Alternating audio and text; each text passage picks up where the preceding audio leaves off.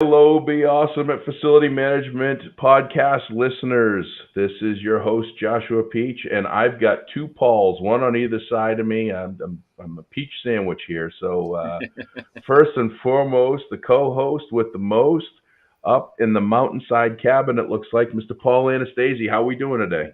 I'm doing great. This is broadcasting from the mountaintop studio here in beautiful Preston Hollow, New York. And I can't help but notice the hat. That looks like a Lennox Special camo hat. Lennox Special. That they're our sponsor. Oh, that's right. We don't have a sponsor. Yeah. That is, if I remember correctly, that was obtained in Nashville, Tennessee, years ago. Yep. When the great one, Donna Peoples, was still alive, lost her way too soon, who was just an amazing human being.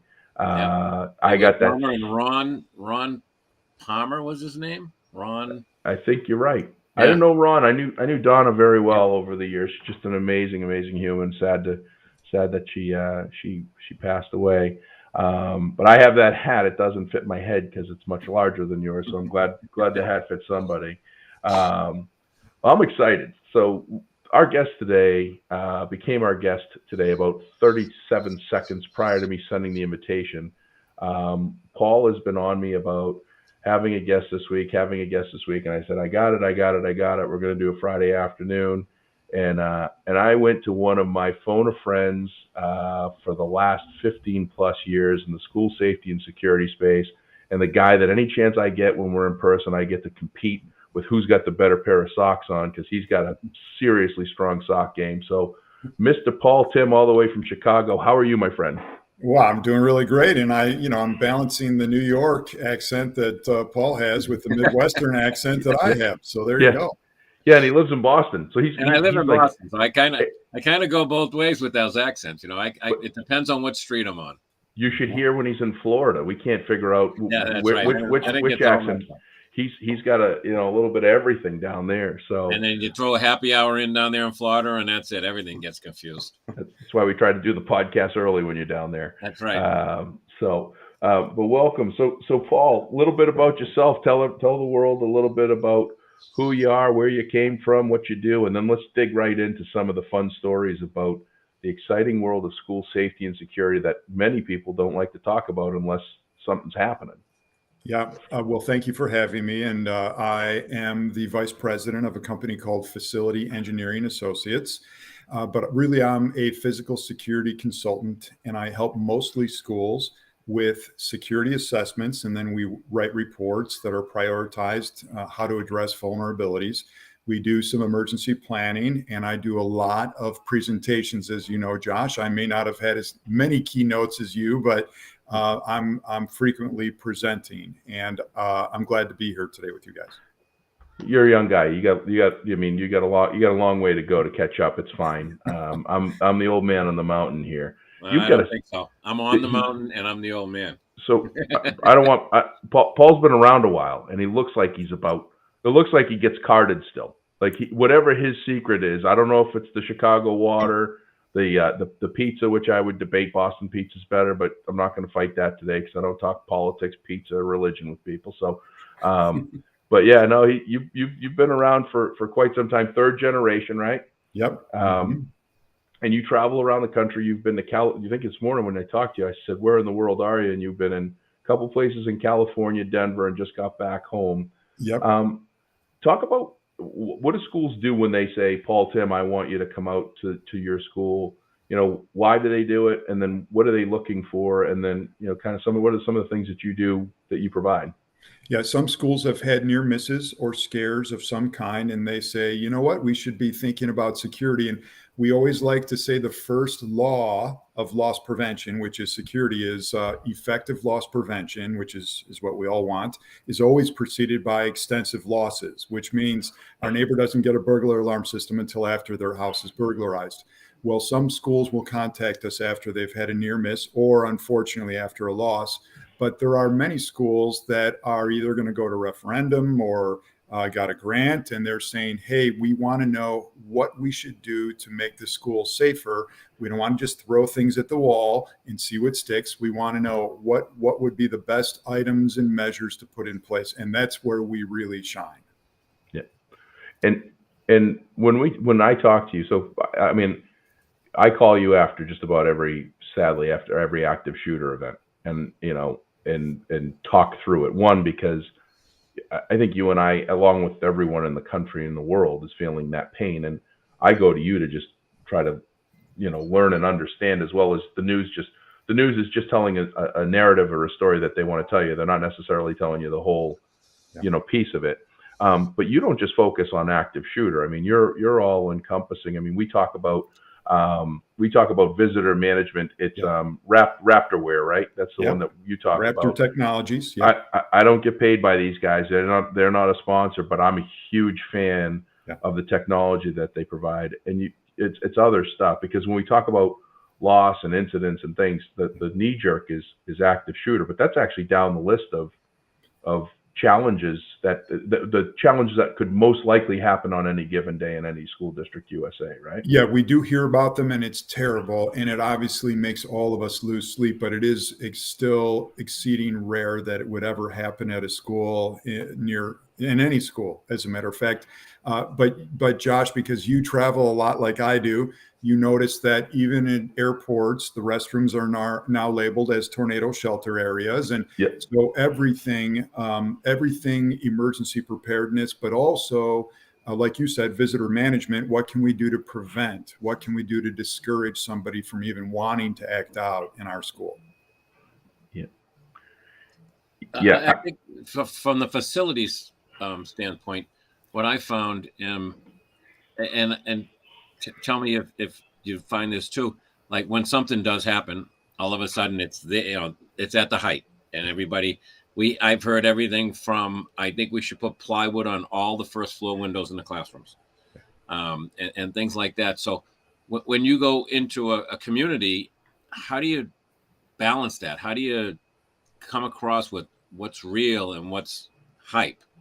Yeah, and that's a great question. I just want to tell you, first of all, love my facility managers. Most people don't know that in many districts, there is no security director. That responsibility has been given to the facility manager, and you're not wearing just your camouflage hat, but you're wearing all of the other hats as well. So we really want to help you, and we know that you know the building and operations and ins and outs better than anybody else. But sure, lots of people want to go to the shiniest new piece of equipment or solution. And what we say, and I don't want to mix metaphors here, but it really a lot of times comes back to blocking and tackling. If the exterior doors aren't closing and latching properly, we have a way for somebody to get in. That's a whole lot more important to me, the maintenance of those things, than whatever detection system is the newest detection system. And I'm not saying we shouldn't use those at all, but it's sort of, and I'm part of the Partner Alliance for Safer Schools. We always advocate a tiered approach. Here are some things that absolutely have to be in. Here are some things that make us a little bit safer when we have funding, et cetera. And we move through those tiers that way. Yeah, I find that it's a cultural thing a lot, with where we are anyway. I get it that you need to make us safe. You need to make sure the doors lock. You need to make sure they close. But I get that, and that's my job. But then a staff member will put a chair in the door and go out and have a cigarette in the parking lot. So that's the frustrating part, on our end. Well, Paul, we trade security for convenience, and actually now, of course, cigarettes are being traded for vaping devices, and so it doesn't matter. The problems are age-old problems. We're trading security for security for convenience. So here's a great example, and I'll pick on Paul because Paul Anastasi. I'm going to have to do this. I think I'm going to have to do last names on this episode. Yeah. Oh, Paul A and Paul T. I'm pointing at you which Paul I want to talk to, and the camera is actually on reverse for some reason. So I'm pointing at Paul Timm, wanting Paul Anastasi. But I'll pick on Paul Anastasi because I've walked just about all his buildings in my career. And I remember we walked one building and there was a supply closet.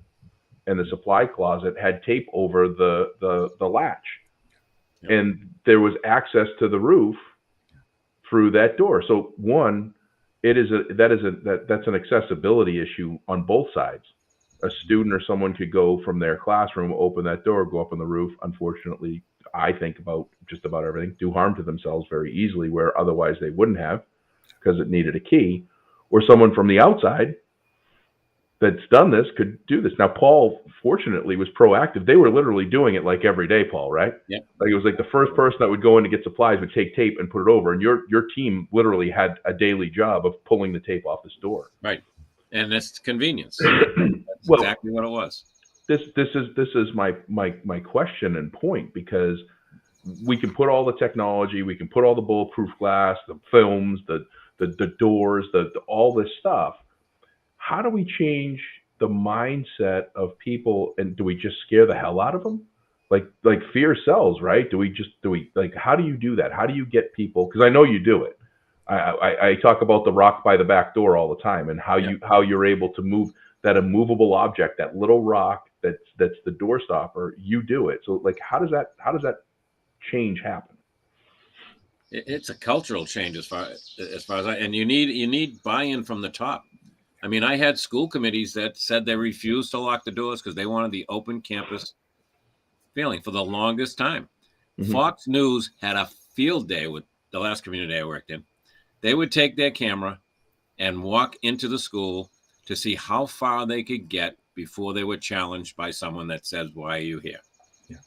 And they would do it once a month to show that nothing's changing. And it took an evolution of changing school committee thinking, but it's got to come from the top down. I can't do it alone. I need support. I need principals. I need school committee. I need superintendents. I need everybody behind me as a facilities director in order to make those changes. Yeah, I fully agree with that, Josh. And I want to say I love the top down, because when I model the behavior, people begin to get in line with me, and it becomes contagious. I also like I like to have a 2 or 3 minute briefing at every staff meeting that's dedicated to safety and security. It doesn't have to be more than 2 or 3 minutes. And we can do a trivia. For example, tell me the difference between a tornado warning and a tornado watch, and let people answer.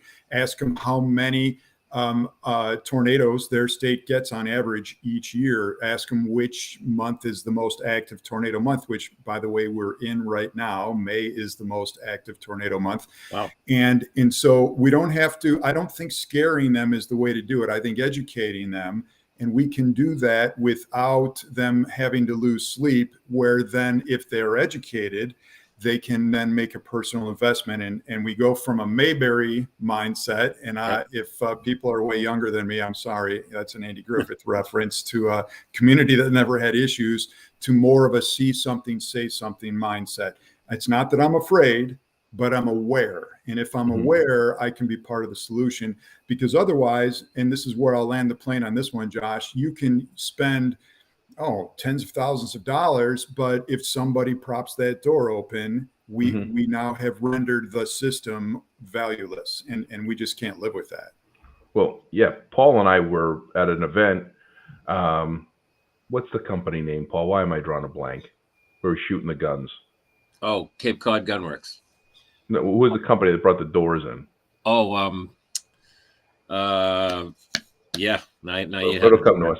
But this company, one of the things that they do is they come in, Armored One. Armored One, yep. I know them. So they come in with all these different doors, and you light it up with a AR-15, and you shoot it 700 times, and you punch it with special gloves, and you can't get through it. And yeah, the door's thousands and thousands of dollars, and it protects you, but you don't need to shoot it once to get in if the door's propped open. So I mean, that's the thing that I look at, is that I see a lot of schools making these massive investments in assets of equipment and doors and windows and everything, but until you get to the people piece, it just doesn't matter. Well, let me go there for a second to the people piece. Whenever I'm doing training for teachers, I remind them the reason you became a teacher is because you wanted to get rich. No. The reason you became a teacher is because you like kids, and the relational component is so vital. I know that some teachers become jaded over the years or whatever, but all three of us could easily say, I remember a couple teachers during the course of my education that really spoke into my life and made such a difference in my life, affirmed me, whatever it might be. But those relationships are vital. And so when I talk about changing the culture, Josh, I even have a chapter in my book that gives people a whole list of 2 or 3 minute methods to apply to a staff meeting to make sure that we've got that component staying in front of people and educating them. Mm-hmm. Yeah, no, the people thing is just, it's the piece that I really love to hear about and see, because it is. And before I change my thought and forget, what's the number 1 or 2 name that you have from when, because Paul just talked about the news coming in and get access to school building. You don't typically register your name as Paul Timm when you're doing a walkthrough. Yeah, it's so funny. I was in California as Johnny Bench. Now, again, some podcast listeners might not know who Johnny Bench was, but or is, but I generally sign in as Michael Jordan, Johnny Bench, or Beyonce, because no one ever looks at the visitor registry, and a visitor registry should never be publicly accessible anyway. I'll tell you what I do. I walk in and I begin to sign the false name with my right hand, and with my left hand, I'm taking a photo of that visitor log. That information should never be accessible to the public. Yeah. And sometimes, Josh, there's not only a visitor log, there's a staff sign-in, sign-out sheet, and a student sign-in, sign-out sheet, all right there available to whoever walked into the building. And where they're going. Right. Who are you there to visit? Where are you going? Yeah. I'm going to the auditorium. But of course, visitor management software helps us eliminate the need for a registry. But if we do have the registry, of course, what I'm going to do is have the administrative assistant take my photo ID, sign me in, so they've got a registry that they can see, but I cannot. And so that's one of the remedies if we can't spend money. Right. Yeah. So I learn stuff from you every time we talk, and I'm selfish because I take advantage of you to learn from you, because you are an expert in industry, arguably one of the best.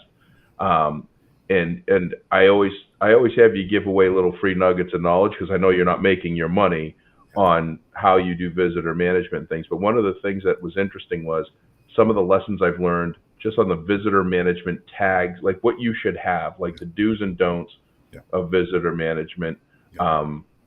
Presentation, if you will, even down to the type of clip that they should have. So give a couple if you don't mind, because I just the reason why I had a peel on sticker 2 weeks ago going into a school that I could have written anything that nobody looked at.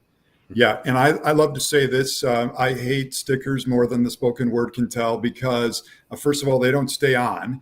But second of all, they can't be worn on leather, silk, suede, satin, fleece, linen, velour, etc., because they'll damage them. So what we say is, especially because many schools have a visitor management software system that will produce a sticker, we'll say leave the backing on the sticker and put it in a clear badge holder that hangs on a colored breakaway lanyard. A little plastic clasp would give way if it got caught on something. So it's a breakaway lanyard. All visitors in the whole district should wear the same color, so that all staff know they've been authorized to be in the building, and law enforcement and responders know that they've been authorized as visitors. And then all staff should be wearing a staff ID on a very different colored breakaway lanyard. Again, we have itinerant people moving back and forth. We have subs. We should know at a glance who that person is. And it's not by looking at the tiny words that are on an ID. It's by looking at that colored lanyard that we can see from all the way down the hall. Okay, orange, they must be a visitor. Oh, that person's wearing blue. They must be a staff member. Yeah. And in some schools, because of their school colors, they might have a couple of colors that are close, and that's what they try to do. And it should be nothing to do with school colors. Correct. I was at an event on Wednesday, and the attendees had white, and the board members had like this bright pink. So you knew that they were something up with those guys. And if you didn't know who they were, it would cause you to say, well, why are you bright pink? And it was because they stood out because they were board members. Yeah. So having that. And then the last one is that breakaway. I never I never thought about that. I have my own breakaway lanyard because there's so many schools, possible. I'm guessing because of cost, that have the standard, wrap around your neck, no breakaway. That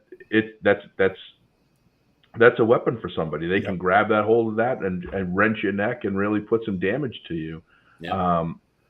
You know, when I did this talk on Wednesday at the MASBO conference, when I got done with the talk, it was on coping with stress, and I had someone come up and they said, all of this stuff is just simple common sense that you shared, and I was like, but so few people actually do it. Right. And that's a lot of what you do, is like you go into a lot of places. I mean, you've got 2 books worth of information, 3 generations, but a lot of the stuff that you share is really stuff that's just common sense that people just don't take the time to dig in and say that it shouldn't be that difficult to realize an attached rope around your neck is not something that you should be worried about today. Right. Well, and if you'll permit me for a minute to mention another thing that people should watch out for, that everyone thinks is a great idea until they're educated, is a classroom barricade device. And so there's a number of mom and pop firms, and I love mom and pop firms, but that are capitalizing on fear, and they're selling what's sort of a secondary locking device. When both the Marjorie Stoneman Douglas report and the Sandy Hook report both showed that the bad guy has never broken through a door that has a lock on it.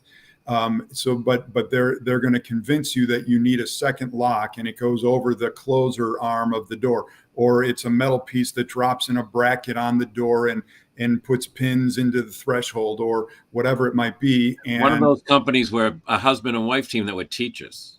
Yeah. Well, and there's always a story, Paul. It's, this person survived a school shooting, so they came up with the product, so please buy it. Or this person's former Green Beret, and they came. But I will tell you, let me just say they all violate National Fire Protection Association codes. 1 motion to egress, no prior knowledge needed to deploy or remove. They all violate ADA, Americans with Disabilities Act, regulations. And this is the biggest maybe of them all of them can be used by the bad guy to keep people from getting out of a room and keep the good guys from getting into the room. So but again, if you go on social media, you'll see them advertised, and every parent says, wow, this is the greatest thing ever. Our school needs it. We'll start a fundraiser. But they introduce more risks than they address. And that's the most important thing to know about barricade devices. And I'm not sure if I have the figures right, but I was told that we haven't lost students in a school fire in over 50 years. That's right. It's actually almost 65 years. It happened in Chicago. Our Lady of the Angels Catholic School burned to the ground. And then the codes went into play. Again, it's the first law of loss prevention. We close the door after the horses run away. Close the barn. But since those codes went into place, we haven't had a student die in America. And there are more than 3,000 fires in educational institutions every year. We've had burns and smoke inhalation and issues, but no deaths. And these barricade devices threaten to end that record of safety. Yeah, and the other thing, and this is just a personal observation of my own. I'm talking as a grandparent now, who have kids in schools. If there's a fire in the school, you don't sit and wait for it, right? So I don't understand this. There's a shooter, and the teachers are gonna, cover the kids and do the mama bear thing. It's that just. Yeah, and you're right, Paul. All of those lockdown procedures have now moved to lockdown plus options. In many cases, it's safer to get out of the building, and law enforcement's going to be able to recover those people. There are some situations where the person's in the hallway. We're going to lock the door and we're going to stay put until responders get there. But it's all assess what's going on and then make decisions based on the situation. Right. Well, and I think the hard part is, the majority, we can train about this stuff, but until you actually are put into that. I was in a lockdown at Boston Children's Hospital in February of 2020 because of an active shooter that was outside. And I can tell you, while we were in a lockdown, relatively safe, the shooter, Paul, if you remember that the guy that shot at the valet. Actually, I think ended the shootout ended up in Watertown, if I remember correctly, or somewhere near Usually you. does. All shootouts end up in Watertown. That's my hometown, Paul. So, but I can remember saying, what do I do? So if this is closer, what do I do? And I think that that's one of those challenges with a fire. You can see it with a fire. It's not an unpredictable person. A fire is typically fairly predictable when it gets started. It's going to spread, and you want to get away from it as quickly as possible. A shooter that's running away from you, or seems to be running away from you, can turn around at the flash of a second and start shooting at you as you're running away. I think that flight or fight is very difficult, especially for faculty members that are used to teaching kids in a safe environment. Like, I think that's just tough. Yeah. I gotta tell you, Paul, do you still do the go bags? Yes. We call them classroom emergency backpacks, and they're filled with water. And by the way, the water is no longer coming in bottles, Josh. Now it's coming in sachets, sort of like those Capri Sun things, because now they last 4 years instead of a year or two. But we have flashlights that don't need batteries, food supplies that are hypoallergenic, safety vest, roster to be able pen to be able to take account for all of the kids. All of those items and more are in a clear backpack, which, by the way, is the only value for a clear backpack, is to be able to see the safety supplies. Clear backpacks being carried by students do not stop students from bringing weapons into the building.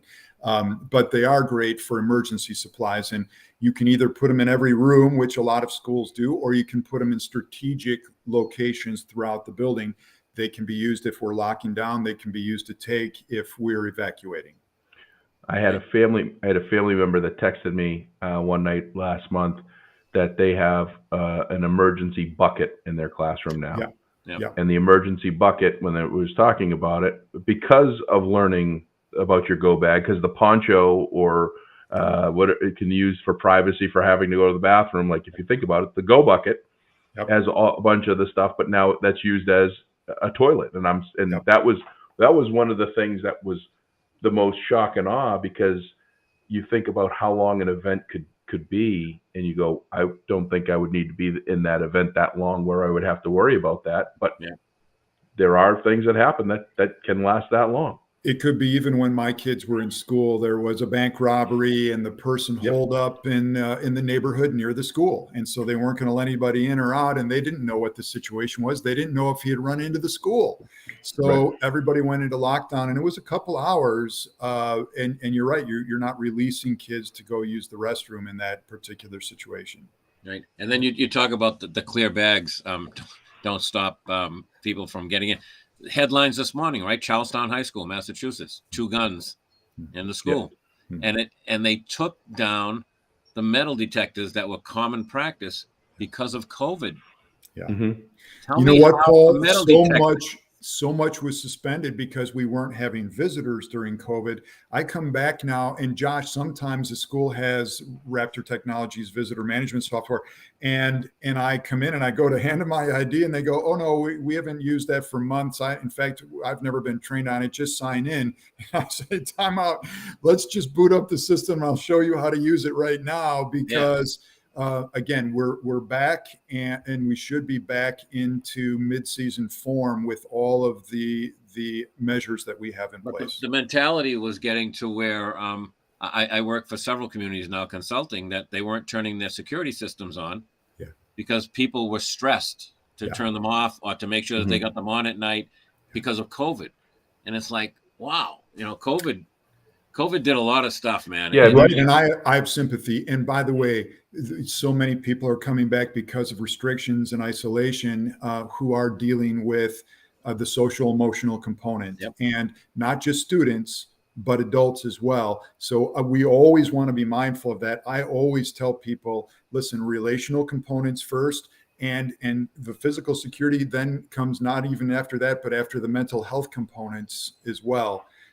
But we have to be working together. So it's always a collaborative approach. And it's a balance. It's truly a balance of where that tipping point is, So one of the things Paul and I are Paul Anastasia and I, talk every day, probably too many times a day in some cases. I think, I think we talked 3 or 4 times yesterday. And one of the things that we're challenged with, we want to expose, uncover, and grow the world of facility management and education. We've got a lot of people like Paul that are retiring, but not a lot of people like Paul that are taking on 4 full-time jobs while being retired. And there's a lot of new young facility directors, facility professionals coming in. What advice would you give to a facility professional that possibly doesn't have buy-in for a service like yours or a need like yours? But how do they get? I guess I'll step back. I want to do the question a couple ways. What are a couple of ways that a new facility director, a couple of avenues or places that they should look for education, low cost, no cost, education, professional development? And then what are some best practices for that facility professional to go to their superintendent or business manager and say, look, I need someone like Paul Timm, or I need someone to come in and do a safety audit because we don't have anything and we need it. And it's no longer, when I talk about this fear stuff, it is no longer if something happens in Mayberry, it's when something happens in Mayberry. Something will happen in every community USA at some magnitude. Yeah. Well, there's a couple things that are really going to help. One of them is making sure that we meet our local emergency responders, and they're going to want to come to the building and see what we have, and we can lean on them to help with low-hanging fruit for sure. I also know, as you and I are both part of the Association of School Business Officials, and not just on the international level, but I'm on the Illinois Risk Management Committee. All of these local associations have ways to get involved, ways to get education. So that's really helpful. And then the last thing that I would say is there are numerous resources available. Schoolsafety.gov is the federal repository for school security and emergency preparedness resources. So schoolsafety.gov is a great thing. PassK12.org is the partner alliance for safe schools. Again, PassK12.org. And not only do they have guidelines that industry practitioners have put together, but they're free. And so is the checklist to do a self-assessment. And there are numerous white papers. So when thermal cameras were the rage at the beginning of the pandemic, we published a white paper that said, time out, they're not going to save the world. You want to use them in the right application, but do not use them for wrong applications. And the next white paper is going to be on metal detection and contraband detection. That'll be coming out soon. So we're always publishing things. And when I say we, Josh, it's architects, school resource officers, manufacturers, vendors, consultants who have all put our agendas aside to come up with agreed upon guidelines for safer schools. I'll put all this stuff in the show notes. Yeah. And you hit something with agenda, and Paul Anastasia, I think you've had a salesperson or two ambulance chase maybe, and because of something happened. I mean, how does a facility manager, sniff out the snake oil? Because I'll tell you, I never thought.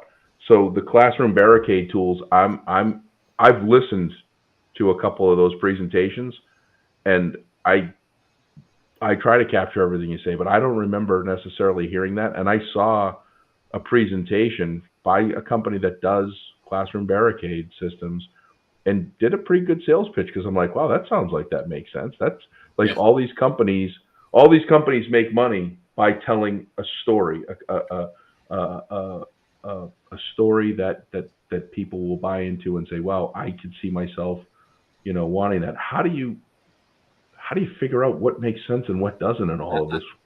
From my perspective, I think we build, we've had on as guests earlier, JP Mayo, one of our vendors. Great. So as far as cleaning products and things like that, we've built our base. We know who the people are to trust. We know who the people are to go to. But when something like this happens, there's so many new vendors coming in. And so for me, I go to the association. I go to the MFAA, the Mass Facilities Administrators Association, to all my guys and gals. And, if a vendor's coming, or we'll bring people in to talk to us as an organization. and we'll ferret it out. So it's not just me focusing on what this person's saying. I want Mhm. to hear, yeah, I had 23 school buildings. I want to be sitting in a room with the guy that has one school building, Mhm. to see what works for everybody. Mhm. And it's leaning on those connections and that networking of your peers, and MFAA is for me in Massachusetts, it's invaluable. I totally agree. I like the networking and the collaborative approach. And Josh, I always say the magic formula is collaboration plus consensus. We may not have unanimity. There might be an outlier. There's somebody who disagrees, but collaboration plus consensus is the safety net. Yeah, and I find we might be a little bit more blunt than some of the other uh, technical people, but I think for us it's like we're brutally honest, like it or not. And if someone is selling snake oil and we uncover it, we will spread that word. Yeah. And we will let people know across our industry, across the MFAA, and we'll scream it from the rooftops. Same thing when we find something that's good. I mean, it goes both ways. A positive thing that comes about, whatever it may be, we're there to support it, and we're there to bring them in. Monthly meetings, our conference on the Cape for 3 days. Let's have all those people in. Let's become partners with them, partners with the state, organizations and all the people that work in the government. For years, it was like you worked as a facilities manager, and you say, "Oh no, they're going to come and inspect my building. We don't want them here. We don't want DLS. We don't want the people that look for asbestos." But no, now they're our partners, and I think we need all of them in our community to make it safe. We do. Yeah, that's well. It wasn't too long ago that the asbestos inspections were so far behind, and then they uncovered a lot of exposures in buildings with that stuff. And it's better to have people on board with you. You don't want it to be too late. You don't want people getting sick, dying, getting hurt, Right. because you didn't align with people. And it's not, especially with the newer employees, team members in schools today, they're inheriting this stuff. Like, Right. they weren't there. As asbestos as an example, they sure as hell, if they've been there for 30 years. Even if they've been there for 30 years, they probably weren't there when the asbestos was installed.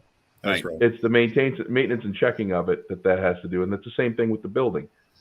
If they've got a 1930 building that's got a fallout shelter sign outside of it, they're inheriting, 92 plus years of a building that needs updating and needs help and needs assistance to be safer and better. None of this stuff was thought of in 1930, and we've got a lot of those buildings in the state, in all the states. They're also inheriting that mindset. There's someone going out the door that's been doing the job for 30 years. The baby boomers are on their way out, and it's like, that's the way we've always done it. I hate that response when I would get it from my guys. It's like, that because you've always done it doesn't mean you've always been doing it right. But there's that mindset that, it was like when I started with a pager, never mind up to the cell phone. But now we've got fobs and locked doors and security systems and cameras. There was none of that when I got started in the industry. And it's so like, true. That's the way we've always done it. So and the new guys are inheriting that attitude, and they've got to be the ones to change it, to make that change in modern day times. Paul Timm, I don't think I've asked you this question, and I'm curious. When we talk about key fobs, what's your take on all of the advancements with door security, hard key, card access? I had a Bluetooth door deadbolt. I didn't know how to work it. I went right back to the hard standard key level. What's your take on that? What's best, or is there a best, and what do you think? Yeah, it's more of iterations. I mean, we all had mechanical key access at one point, and if we still have mechanical key access from the exterior of the building, we have to have a patented key system. And if you don't know what that means, just go ask somebody who's in the industry. They'll be able to tell you. You can't duplicate keys then. And then if we move to electronic access, the first iteration of that was a fob, a little piece that would go on your keychain. Then it went to a card, which could maybe also be your ID, maybe have a mag stripe to buy things in the cafeteria. But what we're going to move to next is what you're talking about with Bluetooth. and that is that our smartphone will be our credential to get into the building. It's already working that way in places like, and again, we're not selling brands, but I travel to, and when I travel, I stay generally at a Hampton, which is the base Hilton. model of Hilton, but I choose my room on the app, and then I ask for the digital key. And when I go in, I don't have to go get the piece of plastic card at the front desk. I go right to my room. I open up the app, I hit the button, and because of proximity, it unlocks the door. That's the way it's going to head for all of us. And we'll be glad, because we're far less likely to lose our smartphone than we would be our fob or our card. And we're far less likely to let somebody else borrow it. Like, Paul might have said, hey, Josh, I'm going to lunch. Can I borrow your card to get back in? Because I forgot mine today. You might have let him. But if he goes, hey, I'm going to lunch. Can I borrow your smartphone? You're going to say, no, dude, you can look at photos of my pets, but you cannot touch my phone. So there's better security there with in the direction that we're headed. Yeah. Paul stayed with me long enough to know that I typically keep my hotel key under the plant in the lobby. In the lobby. So, and I know where to go to look for the key to it. Big security there. I never lose my key because I always know it stays in the building. Yeah. Well, and next to your hot pockets, Josh. Yeah, right. You've traveled with them too. Yeah. So I've got a great key story. Back when I worked in Watertown years ago, one of the high school students found a set of custodial keys, found one that said GGM, and realized it meant Great Grandmaster. He took the key and he put it out. This was in the early days of social media, so he got the word out that he wanted to sell the key for $400. So two brothers just went to him and said, okay, we'll give you the $400, but we want to take the key for one day to make sure it works, and then we'll pay for it. They took the key. They went to the local hardware store, and now the patent had been up for years. It was an old system. They made a copy of the key. They took his key and they filed the teeth off of it. And they brought it back to him and said, this doesn't work. Then they took the new key that they had made. They broke into my key shop. I had a locksmith, and you could see all the blank keys when we found them. That they kept trying the punch system until they figured it out. And they mass produced Grandmaster keys and sold them for $5 throughout the school system. Wow. Now I had 5 buildings that we had to deal with. And in the end, it was just a lot of mischief. Yeah. We had a teacher that would teach from a podium, and every day he'd come to school, the podium was in a different room in high school. Yeah. It was funny stuff. They didn't do anything really malicious, but it could have been. Oh, of course. And it cost me like $20,000 to rekey 5 buildings. Wow. And go into a whole new system and reproduce keys and get them out to everybody and log everybody in again. But it was absolutely amazing what they did and how they did it. It's like, I hope they put that much effort into their studies. Yeah.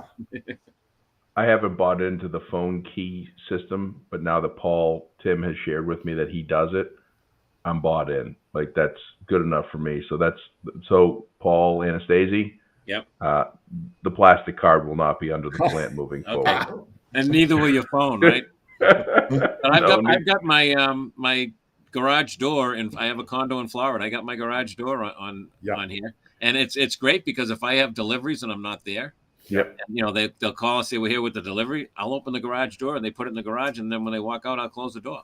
Nice. Well, it works. Well, Amazon owns Ring, and Amazon owns I think one other company that has a garage door. I don't know if it's Chamberlain or which one it is, but they actually have it so that, like, depending on where you live, they can actually have access to open your garage door, put your packages in there, and then close the door for you, and or go in the house. Which that's a huge. I mean, I can't even tell you how many people. I don't have a regular Amazon delivery person, and they come to the house. I got a delivery at 4:50 in the morning last week, or 2 weeks ago. 4:50 in the morning. That's a good way for you to get bit by a dog or shot. My God, what are you doing? But yeah, I'll tell you, I don't know if I can do it from far away, but I have the garage door from my phone. I'm guessing I can. Yeah, I can do mine in Florida from here. I am so, like, I don't even the light switch can be a foot away from me, and I still ask that person that I can't say her name because then she'll fire up in my office and say, "I can't understand what you're saying. Please say it again." But yeah, Amy's like, "You're kidding, right? The switch is within arm's reach. You just come on." But yeah, with the phone, the phone controls, the thermostats, everything else, it makes good sense. I was hesitant, but thank you, Paul. I feel better about myself now. I think I'm gonna. So.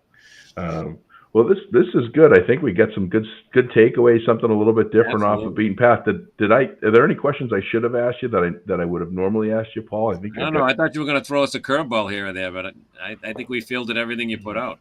Yeah. Well, no, I don't think. I think he's got. Second edition. Talk about your book for a minute.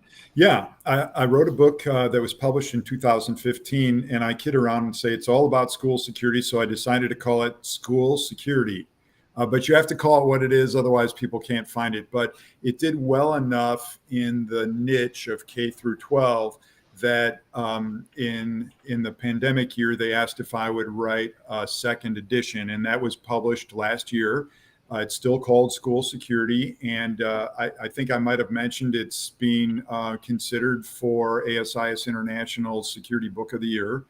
And it has chapters on everything, Josh, from physical security, like we've talked about, and emergency planning, but we talk about social media risks and social media solutions. It's not all risks. There are some really great mass notification things with social media.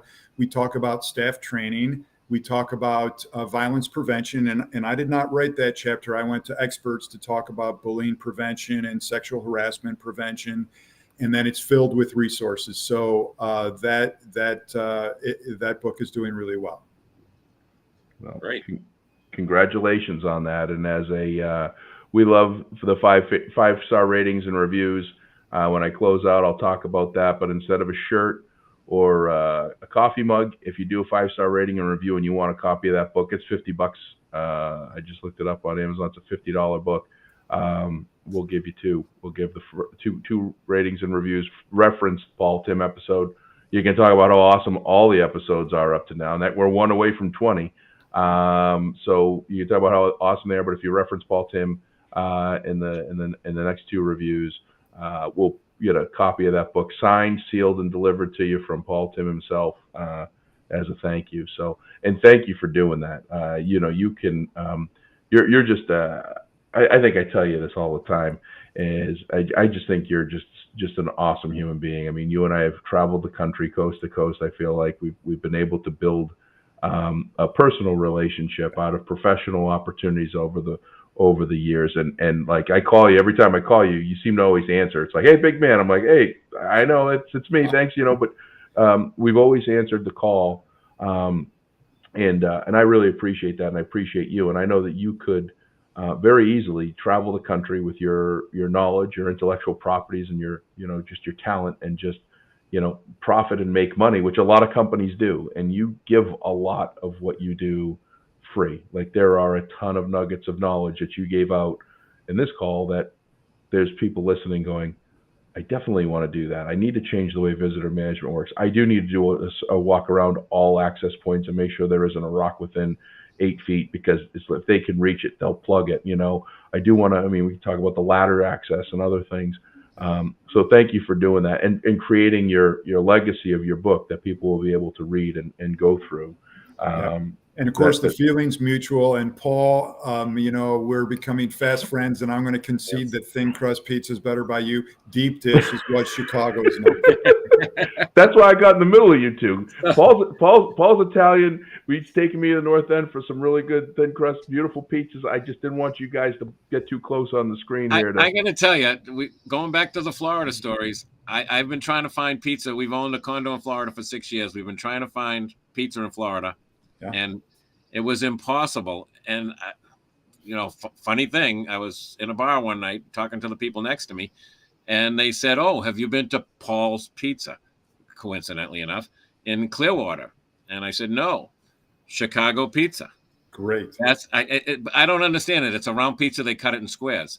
That blows my mind. That doesn't make sense to me. I was there when a lady from Brooklyn came in, and she says, No. You cut mine in triangles. She That's said, so I'm not going for this square round pizza thing. Yeah. But it's been, and it was just last week that we had it. It's been the best pizza that I found in Florida for Awesome. 6 kids. Paul in a bar. Yeah, funny thing. In Wow, what are Florida. the chances? Yeah. You want to hear a Paul Bar story? I'm sitting at home.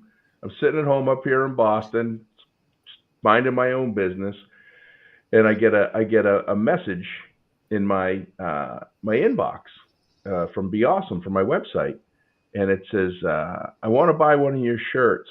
Where do I do it?" And she's on my website. She's got to hit the shop Be Awesome, and I said, "Well, you just go here. Do you mind if I ask how you heard about us?" And she sends me a message back, and she did a selfie picture. She's at a bar in Florida. She does a selfie picture, but has it over her shoulder, and behind her is Paul wearing one of my shirts, and he's basically promoted it to this woman, and she's like, "Here, go to the website and get it." And I said, "Oh, that's the guy that saved my life. Go buy him a drink and then buy me a shirt." And she did. And the funny thing is, that was the same place that I talked to the people about the pizza a year later. Same bar. It's walking distance from my condo. That's why it's easy for us to be there. I gotta check it out. Well, no, this was great. Thank you for giving us some of your Friday, Paul Timm and Paul Anastasi, for coming out of the woods, out of the Be Awesome 4-wheeler. I paid for the sticker. I didn't pay for the 4-wheeler. That's my company car. I tell them my Be Awesome company car. Company car. Well, I think that's it, Paul Anastasi. Did I miss anything? Do you have any shout out or anything this week? Yeah, or? you know I do, and okay. I got a feeling there's more people in the world that are like me that they just forget how to chew their food. But I give these kids a little bit of credit. This is 3 days ago in the Commonwealth of Massachusetts, Natick, Mass. A custodian, cafeteria worker who worked for Natick Public Schools are being hailed heroes after they saved an elementary student who was choking on his lunch, according to school officials in town. Mark Plant, the school's head custodian. He sounds familiar. I think for some reason I know that name. And Emily De Oliveira, a cafeteria worker, quickly jumped into action when they saw the boy choking. They took turns performing the Heimlich maneuver and were able to dislodge the food that was stuck in the student's throat. "I just acted," Plant said. "I just remember telling him to breathe and spit it up and try to encourage him to get whatever it was lodged in and out. It's something that's in the back of our minds, especially walking around, making sure that every student is eating in safety," Oliveira said. "That's our number one priority." So Memorial Elementary School in Natick, Mr. Mark Plant and Miss Emily De Oliveira, thank you very much. You arguably saved a young student's life. And I know the feeling. And Paul, I don't remember what he was saying, but I don't think it was as gentle and as nice as that. No, it was not. And we were in a casino, so I could talk that way. And it was just you and a very big me. So I give you double credit. I need longer arms. Well, this has been a great episode. I'm so glad that Paul Timm could join us. This just keeps getting better. Things just are falling into place. We're hoping to have a great friend next week. I guess if I say who it is, then that's just going to force him even more so. We're hoping to have Dean Jenkins, who is the deputy police chief for the Boston Housing Authority and has a lot of experience with school resource officers. And we're going to talk about the tie-in, the importance of facilities departments working with school resource officers and local first responders, as Paul Timm alluded to. You want to make sure that you have your first responders coming in, walking the buildings with you, talking about what's going on, making sure that they have accurate floor plans. While most of those police officers did go to those schools, things change. You want to make sure they know every nook and cranny. So hoping to have Dean Jenkins on here. I just locked this down. It's another guest that we've been trying to get on. But Paul Gonzalez, the facility director of facilities for Garland Public Schools in Texas, 13th largest school in the state of Texas. They've got some really amazing spaces, and he's got a phenomenal story of how he got into the business and how he grew into the business. He's going to be on June 2nd. Paul, I'm going to have you mark that down, June 2nd at 3 p.m. because I locked that down. Put that in your calendar. I assumed on a Friday afternoon you were going to be free. So, good assumption. Or that's actually a Thursday. June 2nd at 3 p.m. I'll have next week with Dean Jenkins locked down. 5-star rating and reviews, as always, will get you some free swag. Or if you want Paul Timm's second edition book, which I strongly suggest, I read the first edition, I'm going to get the second edition. Reference this episode. First 2 people that do that will get a free book autographed by Paul Timm. And please, thank you. Keep sharing, commenting, liking. If you like us, josh@beawesome.com. You don't like us, paul@beawesome.com. Excuse me. Taking the complaint department all the way live. And I'm choking over here, but I'm okay. I don't have any food. I'm too far away. Don't be choking. I get these allergies, man. They're killing me. But in the meantime, if you can be anything, be awesome. Bye, everyone.